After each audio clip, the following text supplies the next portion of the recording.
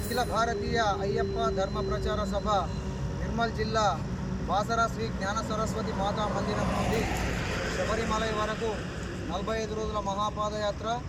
45 రోజుల మహాపాదయాత్రలో భాగంగా ఈరోజుకు 35వ రోజు శైలం అయ్యప్ప స్వామి ఆలయం నుండి ఎర్నూలు వరకు పాదయాత్ర.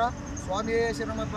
ఈ పాదయాత్రలో తెలంగాణ, ఆంధ్రప్రదేశ్, కర్ణాటక 3 రాష్ట్రాలు దాటుకొని తమిళనాడులో పాదయాత్ర కొనసాగుతుంది. స్వామి శరణమయ్యప్ప.